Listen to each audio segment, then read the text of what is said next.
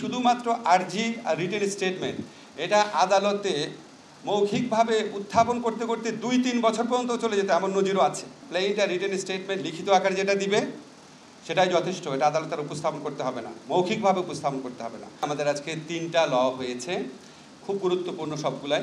প্রথম যেটা হয়েছে সীমানা নির্ধারণ সংক্রান্ত। আপনারা জানেন যে গত ফ্যাসিস্ট সরকারের আমলে ইচ্ছামতো নির্বাচনী এলাকার সীমানা নির্ধারণ করা হয়েছে। এগুলি নিয়ে বিভিন্ন রাজনৈতিক দলের পক্ষ থেকে কমপ্লেইন আছে।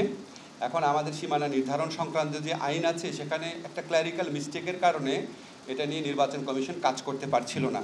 তো নির্বাচন কমিশন রিকোয়েস্ট করেছে, তারা এই আইনটা প্রপোজ করেছে, এখন আমরা ওই অ্যামেন্ডমেন্টটা করে দিয়েছি। এখন সীমানা পুনর্নির্ধারণ সংক্রান্ত নির্বাচন কমিশনের যে সাংবিধানিক দায়িত্ব আছে সেটা তারা ইচ্ছা করলে এই আইনটা আপনার গেজেট নোটিফিকেশন হওয়ার সাথে সাথে শুরু করে দিতে পারবে 2-4 দিনের মধ্যে।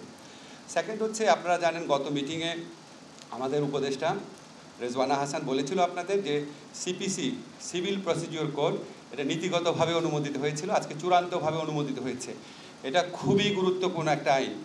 আপনারা জানেন বাংলাদেশের সিভিল মামলা নিষ্পত্তি হতে বছরের পর বছর, এমনকি যুগের পর যুগ লাগে। আমরা এখানে অনেকগুলা চেঞ্জ এনেছি, তার মধ্যে কয়েকটা শুধু গুরুত্বপূর্ণ চেঞ্জের কথা আপনাদের বলি। একটা চেঞ্জ হচ্ছে, আগে আপনার ইচ্ছামতো অ্যাডজর্নমেন্ট বা মামলা মুলতবি করা যেত শুনানি, এখন আর মুলতবি করা যাবে না। আগে সিপিসির মামলাতে প্লেইন্ট বা আর্জি যেটা এবং এটার উত্তরে যে রিটেন স্টেটমেন্ট দিত, এটা আপনার আইনজীবীরা পড়ে পড়ে শোনাতো, বিভিন্ন শুনানির সময় পড়ে পড়ে শোনাতো এবং সেখানে কনসার্ন ব্যক্তির আপনার ওটাতে সম্মতি দিত, তারপর আদালত সেটা শুনতো। এই শুধুমাত্র আর্জি আর রিটেন স্টেটমেন্ট এটা আদালতে মৌখিকভাবে উত্থাপন করতে করতে 2-3 বছর পর্যন্ত চলে যেত এমন নজিরও আছে, কারণ অনেকদিন পর ডেট পড়তো।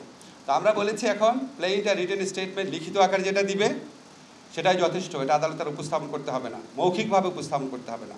আরেকটা জিনিস জানেন, আপনার সিভিল মামলা যারা একটু আপনাদের অভিজ্ঞতা আছে, মামলা রায় পাওয়ার পর এক্সিকিউশনের জন্য আলাদাভাবে আবার মামলা করতে হতো, সেটাও করতে হবে না।